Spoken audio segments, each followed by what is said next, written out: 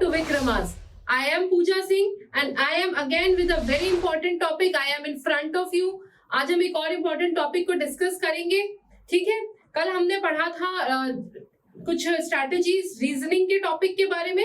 आज हम समझेंगे कि जनरल अवेयरनेस के टॉपिक को हम किस तरीके से कवर करेंगे. ठीक है, तो आज की जो हमारा क्लास होने वाला है that is about the strategy to get maximum marks in general awareness. हम जनरल अवेयरनेस के टॉपिक के बारे में आज आप लोगों से बात करेंगे.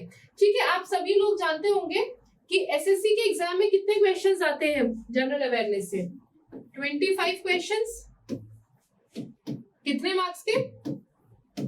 50 मार्क्स. ठीक है, ये सारी चीज आपको पता है. देखिए, जनरल अवेयरनेस में अगर आपका बहुत स्ट्रॉन्ग होल्ड है, बहुत जल्दी बहुत कम टाइम में हम उन क्वेश्चंस को सॉल्व कर सकते हैं. ठीक है, और साथ ही आप इसको बहुत अच्छे स्कोर कर सकते हैं. इसमें कुछ क्वेश्चंस ऐसे जरूर होंगे जो गुगली होगा आपके लिए, आप नहीं समझ पाएंगे उसको किस तरीके से हैंडल करना है. बट स्टिल अगर आप एक अच्छी स्ट्रैटेजी के साथ, प्रॉपर प्रिपरेशन के साथ और बहुत सारे आपके रिवीजन और प्रैक्टिस के साथ अगर आप एग्जाम में जाते हैं तो बहुत इजी है कि आप इस 50 में से एटलीस्ट 45 to 48 मार्क्स स्कोर कर सके. I am not saying 50 out of 50. देखिए, वो बहुत हाइपोथेटिकल है, पॉसिबल नहीं होता. एक दो क्वेश्चंस कुछ आते ही हैं ऐसे एग्जाम में जो कि हमने नहीं पढ़े होते या वो आउट ऑफ कंटेक्स्ट चले जाते हैं. अगर उनको हटा दें तो आप एक प्रॉपर स्ट्रैटेजी और एक प्रॉपर अगर आप आज से भी प्रिपेयर करते हैं तो आप उसको बहुत अच्छे से कवर कर सकते हैं और एटलीस्ट 45 to 48 मार्क्स इसमें स्कोर कर सकते हैं. ठीक है, चलिए. इसके अलावा आपको पता है कि 25 क्वेश्चंस आपका रीजनिंग का रहेगा, 25 क्वेश्चन फ्रॉम मैथमेटिक्स एंड 25 आपका जनरल अवेयरनेस. ठीक है, चलिए समझते हैं. इंग्लिश के भी 25 क्वेश्चंस इसमें रहेंगे. तो स्टार्ट करते हैं अपने आज की इस वीडियो को. लेकिन उससे पहले मैं आपको बोलूंगी कि चैनल को सब्सक्राइब कर लीजिए अगर अभी तक आपने नहीं किया है. वीडियो को लाइक कर लीजिए, शेयर करिए ज्यादा से ज्यादा अपने फ्रेंड्स के साथ, क्योंकि कंपटीशन जितना हेल्दी और जितना स्ट्रांग होता है जीतने का मजा भी उतना ज्यादा आता है ना. तो आप हमारे साथ जुड़ करके अपने पूरे प्रिपरेशन को बहुत इजीली कर सकते हैं. यूट्यूब पर हम आपके लिए daily strategy classes, MCQ practice, previous year question practices plus शाम को लाइव क्लास 5:30 करंट अफेयर्स की आपके लिए हम डेली लेकर आ रहे हैं. प्लस इसके अलावा अगर आप सब्जेक्ट वाइज एनसीईआरटीज को करना चाहते हैं तो हमारा एक और चैनल है, आप उसको भी सब्सक्राइब कर सकते हैं. उस चैनल का नाम मैं यहाँ लिख रही हूँ. ठीक है, विक्रमास यूपीएससी. इस चैनल पर आप जाकर इसको भी सब्सक्राइब कर सकते हैं. ठीक है, इसका लिंक भी मैं डलवा दूंगी नीचे डिस्क्रिप्शन बॉक्स में. आप वहां से इस चैनल को ज्वाइन कर लीजिए. यहाँ पर आपको 6 से लेकर 12 तक की NCERTs, specially history, geography, polity, science, इनकी सारी एनसीईआरटीज को आपको बहुत अच्छे तरीके से कराया जाएगा. ये सीरीज हम स्टार्ट करने वाले हैं, तो आप इस चैनल को सब्सक्राइब करके एनसीईआरटीज की भी पूरी स्टडीज फ्री ऑफ कॉस्ट हमारे साथ कर सकते हैं. और अगर आप पूरी स्ट्रैटेजी के साथ अच्छे से पूरा तरीके से आप किसी भी सब्जेक्ट को, किसी भी एग्जामिनेशन को प्रिपेयर करना चाहते हैं, एसएससी, यूपीएससी, रेलवे, तो भी आप हमारे साथ नीचे दिए गए नंबर्स पे आप कॉल करके बात कर सकते हैं, अपने लिए डेमो सेशंस बुक कर सकते हैं. और आप सेटिस्फाइड होते हैं तो आप हमारे इंस्टीट्यूट को, विक्रमास एड्यूटेक को आप ज्वाइन कर सकते हैं.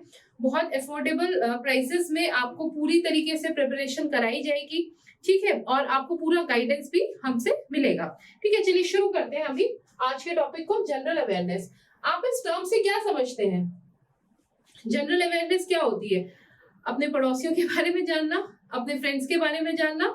नहीं, आपकी सराउंडिंग्स में जो भी है उस सब के बारे में आपको बहुत डिटेल्ड नहीं, लेकिन एक बेसिक नॉलेज, एक बेसिक आइडिया जरूर होना चाहिए. ठीक है, सपोज मैंने चंद्रयान बोला, चंद्रयान 3 प्रोजेक्ट आपसे बोला, तो आपको जरूरी नहीं कि उसके बिल्कुल टेक्निकलिटीज पता होनी चाहिए, कितना पेलोड था, कौन सा उसमें रॉकेट हुआ, मतलब पर उसका जो बिल्कुल बेसिक आइडिया होता है कि ठीक है ये किसका प्रोजेक्ट है, इसरो ने लॉन्च किया, कहाँ से लॉन्च किया, लॉन्च व्हीकल क्या था, रॉकेट कौन से जनरेशन का था.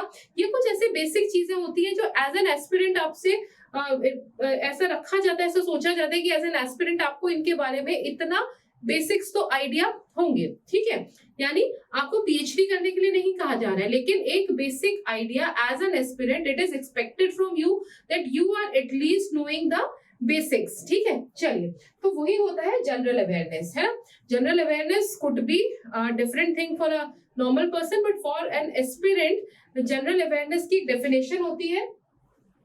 इसमें बहुत सारे टॉपिक्स आते हैं, स्पोर्ट्स, जनरल नॉलेज, ठीक है, polity, economics, history, geography, science, scientific research, इस तरीके के जितने भी छोटे छोटे टॉपिक्स होते हैं जो एज एन एस्पिरेंट आपसे एक्सपेक्ट किए जाते हैं कि आपको पता होने चाहिए, वो सब मिलकर के जनरल अवेयरनेस को बनाते हैं। और आपके एसएससी के एग्जाम में ये जनरल अवेयरनेस 25 मार्क्स का वेटेज रखता है। लेकिन 25 मार्क्स एक ही से नहीं आते, डिफरेंट डिफरेंट स्टैटिक्स पोर्शन से, करंट अफेयर्स से डिफरेंट डिफरेंट क्वेश्चंस हर साल पूछे जाते हैं और उन क्वेश्चंस का वेटेज भी हर साल चेंज होता रहता है। मैंने एक रफ आइडिया के लिए आपके लिए एक चार्ट बनाया है जिसे देखकर हम समझ सकते हैं कि किस तरीके से कितने कितने क्वेश्चंस पूछे जाते हैं। लेकिन उससे पहले हम ये जरूर जान लेते हैं वाई, क्यों हम पढ़ रहे हैं जनरल अवेयरनेस को अगर हम एसएससी का एग्जाम देने जा रहे हैं, ठीक है। एसएससी आप सबको पता ही है, this is staff service commission, staff service commission, ठीक है। चलिए, इसका अच्छा वेटेज होता है, इक्वल वेटेज है। अगर इस तरीके से मैं एक सर्कल बना देती हूँ तो इसके 4 पार्ट्स हैं, चारों का इक्वल वेटेज है। 25 questions, 25, 25 and 25। This is reasoning, हम कल कवर कर चुके हैं। Then comes English, then come maths, और आज हम जान रहे हैं जनरल अवेयरनेस के बारे में, ठीक है। जनरल अवेयरनेस जिसे मैं जीए से भी डिनोट कर रही हूँ कुछ जगह, ताकि थोड़ा सा टाइम मैं सेव कर सकूं, ठीक है। लेकिन इसमें प्रॉब्लम क्या होती है, इजी है, मैंने आपसे कहा प्रिपरेशन कर लेते हैं तो आप बहुत आसानी से अच्छे मार्क्स ला सकते हैं। लेकिन आप देखिए, जब जनरल अवेयरनेस बोल दिया एग्जामिनर ने, तो it is such a vast subject, it's such a vast topic कि you have to consolidate, otherwise तो ये प्रिपेयर हो ही नहीं सकता। बिकॉज यहाँ आपसे बोला जा रहा है कि everything in this universe under the roof, under the sky, जितना भी कुछ टॉपिक्स है वो सबका बेसिक आइडिया होना चाहिए। पर कैसे प्रिपेयर करेंगे इतने कम टाइम में? सपोज अगर मैं अभी सीपीओ के एग्जाम की बात करूं तो इट्स जस्ट 2 मंथ्स अवे, किस तरीके से आप प्रिपेयर करेंगे इतना सारा टॉपिक? तो ऐसा नहीं होता कि आप वास्ट है तो आप सब कुछ पढ़ेंगे। कुछ स्ट्रैटेजी से, कुछ इंपॉर्टेंट टॉपिक्स को समझ के अगर आप करते हैं तो बहुत आसान हो जाएगा आपके लिए, ठीक है। चलिए समझते हैं कैसे।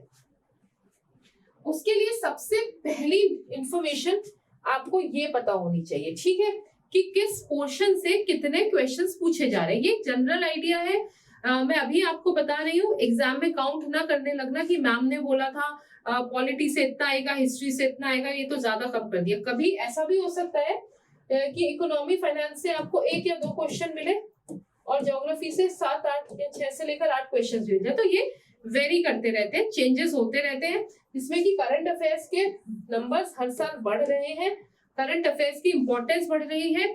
जैसे मैं अपनी करंट अफेयर्स की क्लासेस में भी आपको बताती हूँ, करंट अफेयर्स और स्टैटिक का बहुत इंपॉर्टेंट लिंकेजेस है। जो स्टैटिक में भी पूछा जा रहा है वो ज्यादातर वो होता है जो कहीं ना कहीं करंट अफेयर्स से रिलेटेड होता है। तो आप करंट अफेयर्स की क्लासेस को तो बिल्कुल भी मिस मत करिए, उसको रेगुलरली रिगरसली हमारे साथ करिए। प्लस आपके लिए एक अनाउंसमेंट भी है कि अभी मैं आपके लिए 1 लाइनर्स भी लेकर आने वाली हूँ, ठीक है। 1 liners current affairs different different topics से होंगे। I mean important summits, conferences, important days, उनकी थीम्स, ठीक है, गवर्नमेंट की स्कीम्स, फिर sports news, science and tech news, environment news, इस तरीके के जो 1 लाइनर्स जो आपके एग्जामिनेशन पॉइंट ऑफ व्यू से बहुत इंपॉर्टेंट है, उसको भी हम शुरू कर रहे हैं। प्लस हम शुरू कर रहे हैं आपके लिए जैसे रीजनिंग है, ठीक है, ये मैं ही लूंगी इस क्लास को।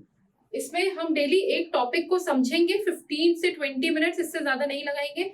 एक टॉपिक को हम समझेंगे और उससे रिलेटेड 8-10 क्वेश्चंस हम देखेंगे।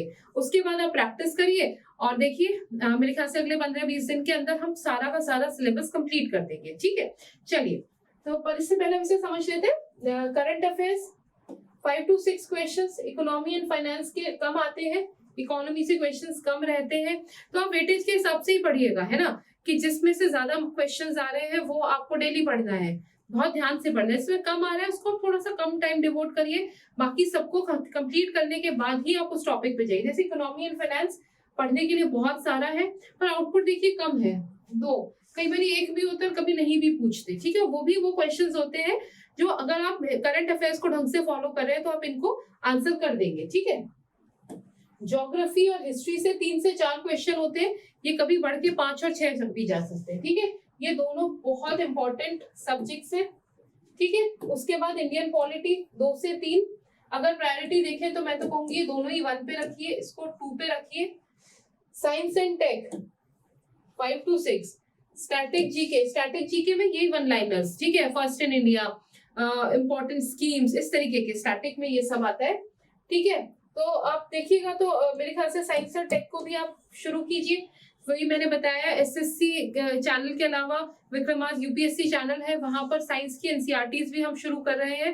तो आप अभी से हमारे साथ जुड़ करके उन एनसीईआरटीज को अगर अच्छे से कर लेंगे तो साइंस के लिए आपको ज्यादा भटकने की, ज्यादा परेशान होने की जरूरत मेरे हिसाब से तो नहीं पड़ेगी।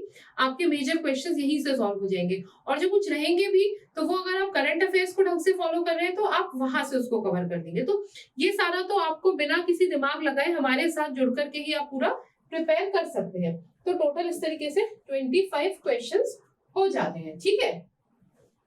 सिलेबस देख लेते हैं एक बारी कि किस में से कितना क्या आता है। ये मैंने सबसे पहले साइंस का ही सिलेबस रखा है, ठीक है, क्योंकि हमने अभी ये भी बोला आपको कि आपको जो भी प्रिपरेशन करनी है वो एक स्ट्रैटेजी के साथ करनी है, और स्ट्रैटेजी हमेशा ये कहती है कि आप अपने टाइम को सबसे ज्यादा वहां इन्वेस्ट करिए जहां आपको रिटर्न अच्छे आते हो, है ना। एक वर्ड होता है आरओआई, रिटर्न ऑन इन्वेस्टमेंट। आप कितना इन्वेस्टमेंट कर रहे हैं कि बेस्ट रिटर्न आए। और इन्वेस्टमेंट लोग मनी के टर्म में ही समझते हैं, पर मैं समझती हूँ कि आपका टाइम मनी से भी ज्यादा प्रेशियस है।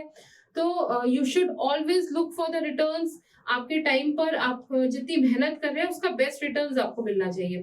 तो उसके लिए स्ट्रैटेजी आपको ये कहती है कि जिस सब्जेक्ट से सबसे ज्यादा टॉपिक्स पूछे जाते हैं उस पर आप ज्यादा टाइम लगाइए, पहले उसी को कर लीजिए ताकि वो बार बार रिवीजन का आपके पास टाइम रहेगा, और फिर जिसमें सबसे कम पूछा जाता है उसको बाद में, चलिए उस स्ट्रैटेजी को भी डिस्कस करेंगे। लेकिन ये कुछ फिजिक्स का कुछ तो गड़बड़ हुआ है। मैं आपको फिजिक्स का दोबारा देती हूँ, चलिए केमिस्ट्री का देख लेते हैं। Uses, common names and compositions of various chemicals, alloys, definition based questions बहुत पूछे जाते हैं। डेफिनेशन किसका, जैसे हीट का, ऑक्सीडेशन का, रिडक्शन का और रिडॉक्स रिएक्शंस का, इस तरीके के बहुत सारे टॉपिक्स होते हैं, उनको हम देख लेंगे।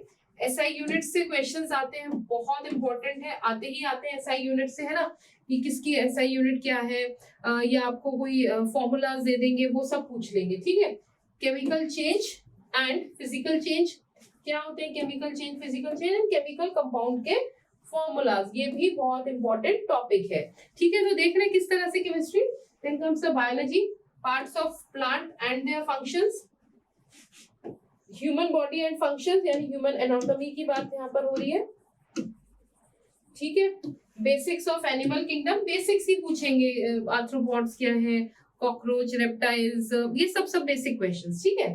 फिर डिजीजेस बहुत इंपॉर्टेंट है, कई कैटेगरी की है ना, bacterial diseases, viral diseases, fungal diseases, protozoan diseases, zoonotic diseases, then comes environmental factor, इसी वजह से जो डिजीजेस हो रही है, जेनेटिक डिजीजेस, इस तरीके की जितनी भी डिजीजेस हैं ये सब बहुत इंपॉर्टेंट टॉपिक है, उनका प्रिवेंशन और क्योर भी पढ़ेंगे। और हाँ, एक और चीज होती है ना, डेफिशिएंसी डिजीजेस, जब आप अच्छे से खाना नहीं खाते हैं, पढ़ाई के चक्कर में आप स्किप कर देते हैं मील्स को, तो याद रखिए वहां पर भी आपको डिजीजेस हो सकती है जो होती है डेफिशिएंसी डिजीजेस। तो पढ़ाई के साथ साथ खाने का भी ध्यान रखना है, तभी आप अच्छे से आउटपुट दे पाएंगे, ठीक है। चलिए न्यूट्रिएंट्स के बाद देखा, नाम लिया था न्यूट्रिएंट्स एंड डेफिशिएंसी डिजीजेस, वही टॉपिक यहाँ पर आ गया। बहुत इंपॉर्टेंट टॉपिक है, बहुत ही इंपॉर्टेंट टॉपिक है, पूछा जाता है। इसके अलावा कुछ 1 लाइनर्स होते हैं, एसिड से, बेसिस से, वो सारी चीजें भी आएंगी। फिजिक्स की अगर मैं जनरल बात करती हूँ तो यहाँ पर भी एसआई यूनिट्स हो गई, वर्क हो गया, फोर्स हो गया, फ्रिक्शन के ऊपर क्वेश्चन कई बार पूछा जाता है, कुछ जनरल टॉपिक्स होते हैं, है ना। जनरल टॉपिक्स में मतलब इसमें ये वाले टॉपिक्स आ जाते हैं कि सन का, जब सन सेट होता है तो स्काई का कलर ब्लू क्यों होता है, रेड क्यों होता है, हमें स्काई येलो क्यों दिखता है, स्पेस का क्या कलर होगा। तो इस तरीके के जो जनरल अवेयरनेस के क्वेश्चन है वो भी बहुत बार पूछे जाते हैं, ठीक है। तो हम कोशिश करेंगे कि आपके साथ इन 2 महीने में जब आपको हम ये प्रिपरेशन करा रहे हैं तो इन सारे ही इंपॉर्टेंट टॉपिक्स को एक बार आपसे डिस्कस कर लें, ठीक है। चलिए, अब ये हिस्ट्री की बात आ जाती है, इसमें 3 पार्ट है, आपको पता है हिस्ट्री के, है ना। हिस्ट्री में 3 पार्ट में हम पढ़ते हैं, एंशिएंट, मिडाइवल और तीसरी होती है आपकी मॉडर्न, ठीक है। तो ये तीनों ही क्वेश्चन में पढ़नी है। देखिए, हिस्ट्री को बहुत से लोग कहेंगे बहुत बोरिंग है, कैसे पढ़ेंगे, नहीं होता। नहीं, एक कहानी की तरह पढ़िए, बहुत अच्छे से हम एनसीईआरटीज में कराएंगे आपको। आपके पास नहीं है टाइम, आप हमारे एनसीईआरटी कोर्स को ही देख लीजिए, फ्री ऑफ कॉस्ट यूट्यूब पर रहेगा। और हाँ, अगर उससे और डिटेल आपको चाहिए तो आपको हमारे कोर्सेज को भी ज्वाइन करना पड़ेगा। पर उससे पहले प्लीज लाइक कर दीजिए वीडियो को, सब्सक्राइब भी कर लीजिए चैनल को, और टेलीग्राम चैनल तो बिल्कुल ज्वाइन कर लीजिएगा, ठीक है। चलिए, एंशिएंट हिस्ट्री में इंडस वैली सिविलाइजेशन, इसमें भी कुछ इंपॉर्टेंट टॉपिक्स है, जैसे साइट्स के बारे में, कुछ उनका इंपॉर्टेंट कोई फीचर्स है ना, जैसे ग्रेट बाथ, ग्रेनरीज, ये सब कुछ ऐसे इंपॉर्टेंट टॉपिक्स हैं जो बार बार पूछे जाते हैं, तो वो टॉपिक्स है ना। बुद्धिज्म एंड जैनिज्म भी इंपॉर्टेंट टॉपिक है। Post modern kingdoms, Gupta period, Mauryans, post modern, Guptas, ये सारा आपका एंशिएंट में आ जाएगा। देन मिडाइवल में establish and expansion of Delhi सल्तनत, दिल्ली सल्तनत और मुगल्स, ये 2 ही इसमें इंपॉर्टेंट है। रिलीजियस मूवमेंट्स, है ना, जिसमें आपकी सूफी मूवमेंट्स आ जाएंगे, जिसमें आपके भक्ति मूवमेंट्स आ जाएंगे, इन सब के बारे में भी आपको पता होना चाहिए। Then you should know about the Mughal dynasty, later Mughals, है ना, औरंगजेब के बाद जितने मुगल्स थे टिल बहादुर शाह जफर, उनको लेटर मुगल्स तक मुगल्स में लिया जाता है, उसके बारे में, और प्लस मराठा स्टेट, ये सब आपको मिडाइवल में पढ़ना है ना। दिखने में बहुत ज्यादा लग रहा है पर बहुत इजी है, आप कर लेंगे। मॉडर्न इंपॉर्टेंट है, ज्यादा क्वेश्चंस मॉडर्न से आते हैं। फिर वही कहूंगी, रिटर्न ऑन इन्वेस्टमेंट, पहले आप मॉडर्न को पढ़िए, उसके बाद मिडाइवल और फिर एंशिएंट, इस तरीके से आपको हिस्ट्री को पढ़ना है, ताकि मैक्सिमम क्वेश्चंस, क्योंकि आप देखेंगे तो मॉडर्न हिस्ट्री से ही मिलते हैं, कुछ क्वेश्चंस, एक आधा क्वेश्चन मिडाइवल और एंशिएंट से भी आता है, पर तो आपको पहले मॉडर्न को ही इंपॉर्टेंट करके चलना है। European penetration, British conquest of India, कौन कौन से यूरोपियंस इंडिया आए थे, ब्रिटिशर्स ने कैसे कंक्वेस्ट किया था। मेजर बैटल्स, बहुत क्वेश्चंस आते हैं, इंपॉर्टेंट मार्क कर लीजिए। सोशल एंड कल्चरल अवेकनिंग, इसमें आप इंपॉर्टेंट बुक्स, इंपॉर्टेंट न्यूज़पेपर्स और इंपॉर्टेंट जो मूवमेंट्स हुए थे उसके बारे में जानेंगे। ग्रेट रिवोल्ट ऑफ 1857, ठीक है। इंडियन नेशनल कांग्रेस, कांग्रेस से पहले कौन सी ऑर्गेनाइजेशन थी, फिर किस तरीके से कांग्रेस बनती है, कांग्रेस के इंपॉर्टेंट सेशंस, उन इंपॉर्टेंट सेशंस में अगर कोई इंपॉर्टेंट डिसीजंस हुए हैं, सूरत स्प्लिट हुई है, फिर उसके बाद लखनऊ पैक्ट हुआ है, स्वराज की डिमांड हुई है, ठीक है। इस तरीके के जितने भी इंपॉर्टेंट टॉपिक्स हैं वो सब आप यहाँ से करते चले जाएंगे। फिर नेशनलिस्ट मूवमेंट 3 पार्ट में, 1905 से 1918, 1919 से 1927, है ना, और फिर 1927 से 1947। इसमें आपको इंपॉर्टेंट टॉपिक और करना है, वो है गवर्नर जनरल्स और वॉइसरॉयज जितने इंडिया में आए थे, इंडिया के प्रिंसली स्टेट्स कौन से थे। तो इस तरीके के छोटे टॉपिक्स हैं, हम कोशिश करेंगे कि हम आपके साथ वो सब कवर करें। आपको डेली 10-15 मिनट्स का एक 2 डिफरेंट सब्जेक्ट्स का आपको लेक्चर्स दें, जहां पर आपको बिल्कुल ब्रीफ में हम बता देंगे। डिटेल्स तो हम नहीं करा पाएंगे आपको यूट्यूब पे सारी चीजें, लेकिन एक बेसिक आइडिया देकर कुछ क्वेश्चंस आपको कराएंगे, ताकि आपको एक लाइन एंड लेंथ पता चल सके कि कहाँ से और कितना पढ़ना है, ठीक है। चलिए, पॉलिटी की बात करेंगे। कॉन्स्टिट्यूशन, प्रेसिडेंट, गवर्नर, सोर्सेज, कि कहाँ से हमारे कॉन्स्टिट्यूशन में किस किस फीचर को हमने कहाँ से बोरो किया है। देन वाइस प्रेसिडेंट, विधानसभा, शेड्यूल्स, बहुत इंपॉर्टेंट आता है, शेड्यूल्स में से बहुत क्वेश्चंस पूछे जाते हैं। लिस्ट ऑफ अटॉर्नी जनरल्स, है ना, Vidhan Parishad, chief ministers, CAG का हो गया, पंचायत बहुत इंपॉर्टेंट है, सिटीजनशिप्स बहुत इंपॉर्टेंट है, लोकसभा, पार्लियामेंट्री, मतलब कुल मिलाकर छोटे टॉपिक्स हैं, इनकी लिस्ट मैंने यहाँ दी है, पढ़ लीजिए, समझ लीजिए, इन्हीं से आपको पूछा जाएगा। मैं एक साइड हो जाती हूँ, अगर आपको चाहिए तो आप इसके स्क्रीनशॉट भी ले सकते हैं, देखिए। चलिए, आई होप आपने स्क्रीनशॉट ले लिया होगा, स्क्रीन को पॉज करके। चलिए आगे चलते हैं हम, है ना। इसी तरीके से ज्योग्राफी के बहुत सारे सिस्टम्स हैं। सोलर सिस्टम पहला टॉपिक होगा, जिसको हम एनसीईआरटीज में शुरू कर रहे हैं आज या कल में, तो अब यूपीएससी विक्रमास यूपीएससी चैनल पर जाकर इसको फ्री ऑफ कॉस्ट भी पढ़ सकते हैं। सॉइल्स इंपॉर्टेंट है, मूवमेंट ऑफ अर्थ के बारे में आप पढ़िए, इंटीरियर ऑफ अर्थ बहुत इंपॉर्टेंट है ना, इसको पढ़िए। ओशन करंट्स के बारे में, एग्रीकल्चर बहुत इंपॉर्टेंट टॉपिक है, ठीक है। चलिए, लैटिट्यूड लॉन्गिट्यूड आप जानते हैं, वॉल्केनोज एंड अर्थक्वेक्स भी इंपॉर्टेंट टॉपिक है, कई बार क्वेश्चन आते हैं। फिजिकल फीचर्स ऑफ इंडिया से क्वेश्चन आते हैं। मैं स्टार मार्क कर रही हूँ टॉपिक्स को जो इंपॉर्टेंट है आपके लिए। पढ़ना आपको सब कुछ है, पर इसको थोड़ा सा स्पेशली एम्फसाइज करके पढ़ना है। जैसे अगर मैं रिवर्स की बात करूं, रिवर्स से क्वेश्चंस काफी बार पूछा जाता है ना। वर्ल्ड ज्योग्राफी के फैक्ट्स आपको पता होने चाहिए, बहुत इंपॉर्टेंट है। किस कंट्री का कैपिटल कौन सा है। लेकिन अगर आप कहीं ना कहीं देखेंगे तो ज्योग्राफी भी बहुत हद तक करंट अफेयर्स से बेस्ड होती है। जैसे लास्ट ईयर यूक्रेन और रशिया का वॉर बहुत ज्यादा न्यूज में था, तो मेजरली जितने भी एग्जाम्स हुए थे उनमें यूक्रेन, ब्लैक सी और क्रीमिया और डिफरेंट जितना ब्लैक सी के आसपास जितने कंट्रीज हैं उन सब के बारे में क्वेश्चंस थे। किसी की कैपिटल पूछ लिया, कुछ कैपिटल्स को मैच करने दे दिया, इस तरीके के क्वेश्चंस रहे थे। तो आपको करंट अफेयर्स को जब फॉलो कर रहे हैं, तो मैंने आपको पहले भी बताया था, सेपरेट कॉपीज बना लीजिए specially for geography and environment, क्योंकि ये बहुत हद तक करंट अफेयर्स से इन्फ्लुएंस रहता है स्टैटिक पोर्शन। ठीक है, कॉन्टिनेंट्स इन द वर्ल्ड, ये सारी चीजें आप पढ़ लीजिए। मैं फिर से साइड हो जा रही हूँ, आप इसका स्क्रीनशॉट ले लीजिए। ठीक है, चलिए, आई होप आपने स्क्रीनशॉट ले लिया होगा। Then computer, development of computers, input output devices, memory और एब्रीविएशंस, ये इंपॉर्टेंट कुछ 4-5 टॉपिक्स हैं जो आपको कंप्यूटर्स में पढ़ने होते हैं। जनरेशन ऑफ कंप्यूटर्स भी कई बार आपसे पूछ लेते हैं ना, तो इन टॉपिक्स को आप कर लीजिएगा। फिर करंट अफेयर्स एटलीस्ट लास्ट का 6 to 8 मंथ्स, अगर आप अभी अक्टूबर में एग्जाम देने जा रहे हैं तो ये मान लीजिए 15 से 20 सितंबर तक का करंट अफेयर आपको आना चाहिए। 15 से 20 सितंबर, इसके बाद का नहीं पूछेंगे, है ना, क्योंकि तब तक पेपर सेट हो जाते हैं।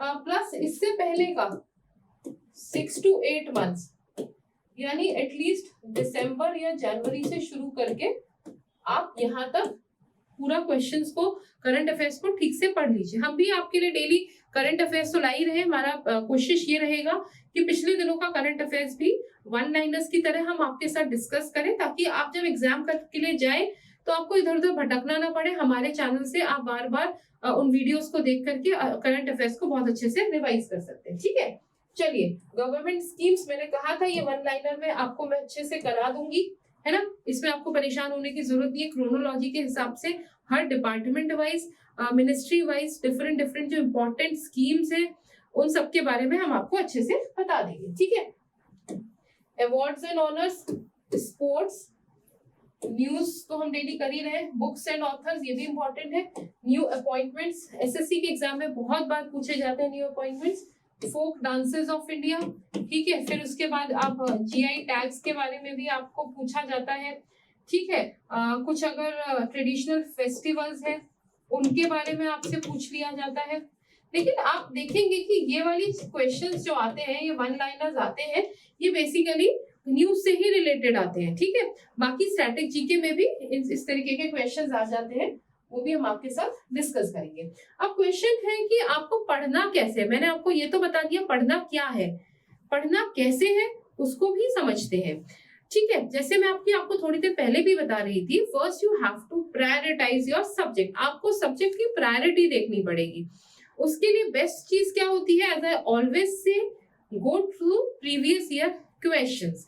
प्रीवियस ईयर क्वेश्चंस को आप एटलीस्ट 5 से 10 साल पुराने एसएससी के जितने भी सीजीएल के, आपके सीजीएचएल के या फिर आपके सीपीओ के जितने भी एग्जाम एसएससी कंडक्ट कराता है, आप उसके एटलीस्ट 5 to 10 इयर्स के क्वेश्चन पेपर्स अपने पास ले लीजिए।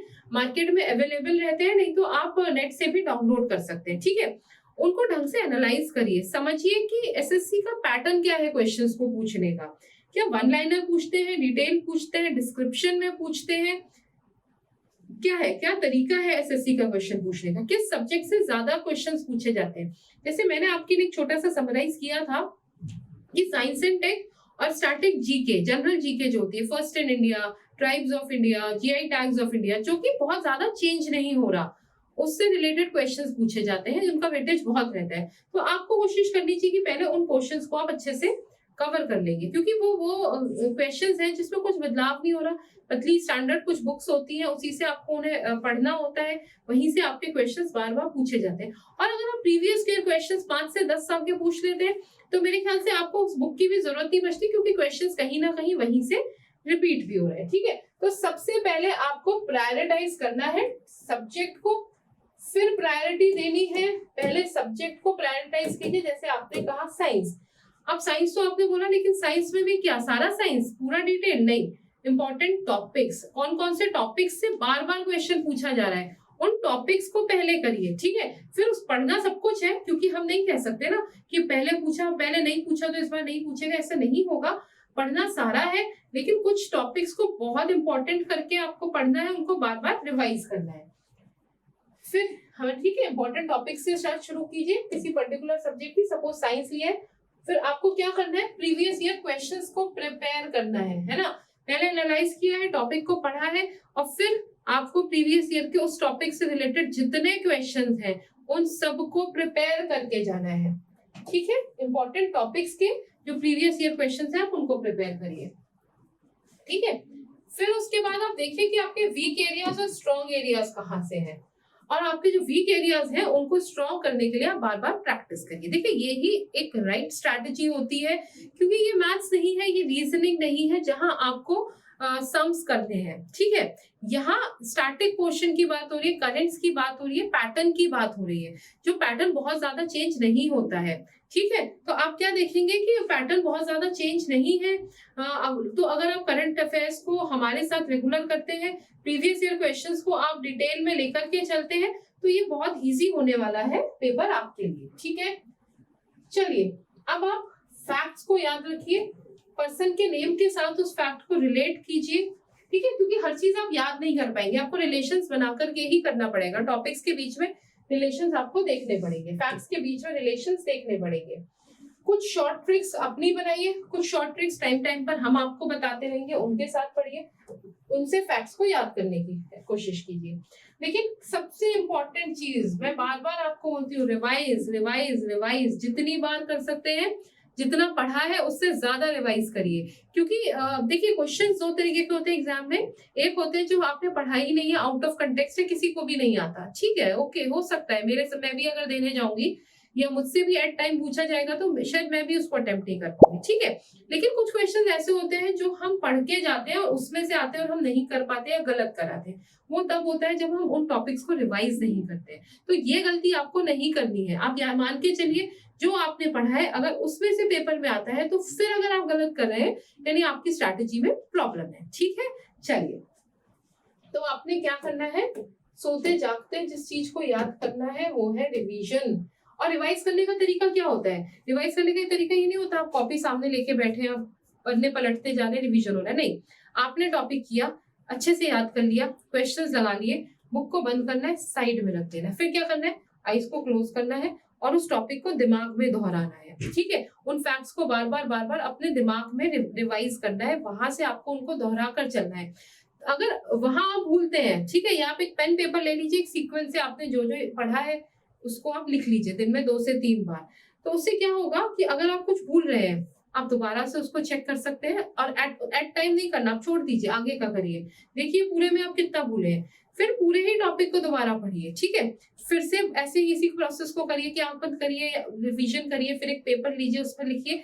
देखिए 2-3 बार करने के बाद ऐसा होगा कि वो जो डॉट्स बीच में छूट जा रहे थे, जहां आप उस टॉपिक को भूल रहे थे, वो अब आपके दिमाग में बिल्कुल सेट हो चुका है, फिर आप उसको बिल्कुल नहीं भूलेंगे।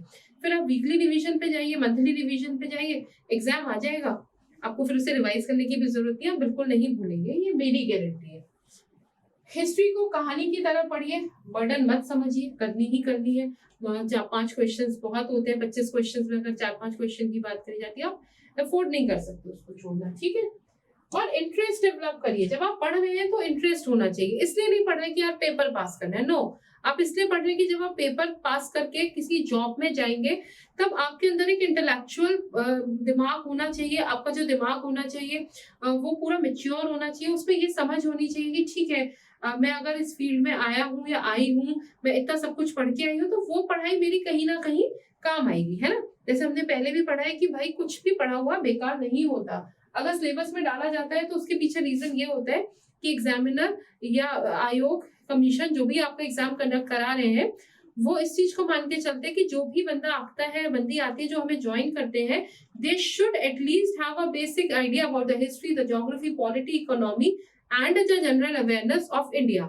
They don't want people who do just rectification, done with their paper, done with the examination, selection done, and then forget everything. वो नहीं चाहिए, ठीक है? रट्टू तोता नहीं बनिए, समझ के चलिए, फैक्ट्स को लिंक करके चलिए, आप कभी नहीं भूलेंगे। और विश्वास मानिए, जिंदगी में कभी ना कभी काम जरूर आता है ये सब, ठीक है? क्वेश्चंस को इंटरेस्ट के साथ पढ़ना चाहिए, रटना नहीं है, ये बता रही हूँ ना, रट्टा नहीं लगाना, है ना?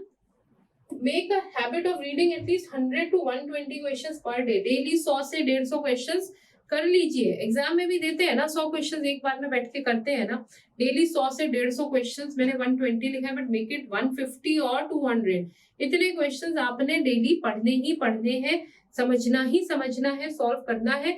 अगर 25 क्वेश्चन 30 क्वेश्चन रीजनिंग, 25-30 क्वेश्चन आपने डेली पढ़ने हैं मैथ्स के, मैथ्स और रीजनिंग तो आप अफोर्ड नहीं कर सकते। बचे हुए जनरल अवेयरनेस एंड इंग्लिश, इनके लिए भी डेली टाइम बांटिए, आपको क्वेश्चन अटेम्प्ट करने हैं, ठीक है? बुक को पढ़िए जरूर, कंसेप्ट को क्लियर करने के लिए। सब कुछ यूट्यूब पे नहीं होता, इसीलिए मैंने बोला कि आप हमारे साथ ज्वाइन करेंगे, आपको सही गाइडेंस देंगे। हम आपको कभी नहीं बोलेंगे हमारा वीडियो पढ़ लिया, now you are done. No, we will guide you with the topics, but books से बढ़ के कुछ नहीं होता है। बुक्स आपको तब भी जरूर रीड करनी है, स्टैंडर्ड बुक्स को फॉलो जरूर करना है, ठीक है? चलिए, इंटरेस्ट और फोकस आपका बहुत जरूरी है, तभी लाइफ भी रेलेवेंट होती है, ठीक है? तो बहुत डेप्थ में नहीं पढ़ना है, ठीक है? स्टडी, वर्किंग नॉलेज की स्टडी आपसे एक्सपेक्ट करी जाती है, तो बहुत पीएचडी नहीं करनी है आपको टॉपिक्स में। यानी एक टॉपिक बहुत अच्छा लग गया तो मैंने तो 3 दिन वो पढ़ डाले, आपने वो 3 दिन वेस्ट कर दिए, क्योंकि इस टॉपिक में से शायद एक क्वेश्चन आएगा, शायद नहीं भी आएगा, है ना? तो आपको वर्किंग नॉलेज के लिए पढ़ना है, तो बहुत डेप्थ में नहीं जाना। फिर से बोल रही हूँ, रिविजन इज मस्ट, रिविजन करना ही करना है ना? कुछ सरप्राइजेस के लिए भी रेडी रहिए। जीएस में इतना पढ़ने के बाद भी कुछ क्वेश्चन 2, 3, 1 ऐसे आ सकते हैं। आप कहेंगे अरे इतना पढ़ाई करी तब भी 2 क्वेश्चन ऐसे आ गए कि तो समझ ही नहीं आ रहे कहाँ से पूछे। तो 2 ज्यादा सरप्राइजेस, 2 ज्यादा गुगलीज, उनके लिए प्रिपेयर होकर जाइए, उनसे घबराना नहीं है, डरना नहीं है। मैंने जो बोला आपको कि जो आपने पढ़ लिया उसमें से गलत नहीं होना चाहिए। अगर नहीं हो रहा तो सिलेक्शन पक्का है, आप मान के चलिए, ठीक है? पर सारा पढ़ के जाना है, ऐसा नहीं कि मैं तो पढ़ के गई थी, इतने तो मैंने पढ़े थे ना, अच्छे से पढ़े थे, मैंने कर दिया, सिलेक्शन नहीं हुआ। सारा कुछ पढ़ना है, सब कुछ पढ़ना है, बिल्कुल शांत दिमाग से पढ़ना है, मन लगा के पढ़ना है, और देखिएगा बहुत आसान रहने वाली है जर्नी, ठीक है? मटेरियल लिमिटेड होना चाहिए, लेकिन क्वालिटी मटेरियल हो रहा है, इसीलिए बोल रही हूँ ज्वाइन कर लीजिए विक्रमास। हम आपको क्वांटिटी नहीं क्वालिटी देंगे, ठीक है? पहले चैनल तो सब्सक्राइब कर लीजिए, वीडियो लाइक और शेयर तो कर दीजिए, टेलीग्राम चैनल को भी ज्वाइन कर लीजिएगा, ठीक है? और एक और चैनल बताया था ना, यूपीएससी विक्रमास, उसको भी ज्वाइन कर लीजिए अगर एनसीईआरटीज आप फ्री ऑफ कॉस्ट हमारे साथ डिटेल में पढ़ना चाहते हैं, ठीक है? चलिए, अब स्टैटिक सब्जेक्ट्स और करंट अफेयर्स दोनों के लिंक बना के पढ़ना है। शाम को 5:30 बजे वाली क्लास में ज्यादा से ज्यादा अमाउंट में आइए, ज्यादा से ज्यादा नंबर में आइए, ताकि एक मोटिवेशन होगा तो कुछ और डिफरेंट भी आपके लिए हम एड ऑन्स करेंगे। आपकी कुछ रिक्वायरमेंट्स होंगी, वो आप हमें कमेंट करके जरूर बताइए, उनको भी हम इन्वॉल्व करेंगे और कोशिश करेंगे कि आपकी क्वेरी को, स्टूडेंट की क्वेरीज को हम प्रायोरिटी पर रखें, और उनको जितना हद तक हम हमारे कैपेसिटीज में पॉसिबल है हम आपके लिए उनको जरूर सॉल्व करेंगे, ठीक है? चलिए, तो इतना ही था आज मेरी तरफ से। मेरे ख्याल से आपको समझ में आया होगा। मैंने आपको डिफरेंट सब्जेक्ट्स कौन कौन से आते हैं, उन सब्जेक्ट के सिलेबस के बारे में बताया, स्ट्रैटेजी क्या होनी चाहिए। आई होप आपको बहुत अच्छे से क्लियर हो गया है। चाहे तो फिर से स्पीड बढ़ा करके इस वीडियो को दोबारा सुन लीजिए, दोबारा समझ लीजिए, है ना? और स्ट्रैटेजी के साथ आगे बढ़िए। जुलाई खत्म होने वाला है, सैटरडे संडे 2 दिन और बचे हैं जुलाई में, फिर अगस्त और सितंबर पूरी तरीके से लग जाइए, क्योंकि सितंबर में तो, अक्टूबर में तो दिन है ही नहीं, 3rd से आपका सीपीओ का एग्जाम है। और अगर आप तब नेक्स्ट ईयर के लिए प्रिपेयर कर रहे हैं तो भी आपको अभी से इसी स्पीड से, इसी कॉन्फिडेंस से और इसी जोश के साथ पढ़ाई को शुरू कर देना चाहिए, ठीक है? क्योंकि टाइम बहुत जल्दी जाता है, ठीक है? चलिए, फिर मैं आपके साथ दोबारा जुड़ती हूँ किसी नए टॉपिक के साथ। शाम को 5:30 बजे तो करंट अफेयर्स का क्लास रहेगा ही, वहां पर भी आना मत भूलिएगा। जरूर से आइए, टाइम से ज्वाइन करिए, बहुत अच्छे से पढ़िए, और हमको जरूर बताइए अगर आपको जो अच्छा लग रहा है और जो अच्छा नहीं लग रहा, दोनों ही चीजों को सब्सक्राइब करना मत भूलिएगा, ठीक है? चलिए, तो take care, keep revising, keep studying, see you again once again, take care, good day, thank you.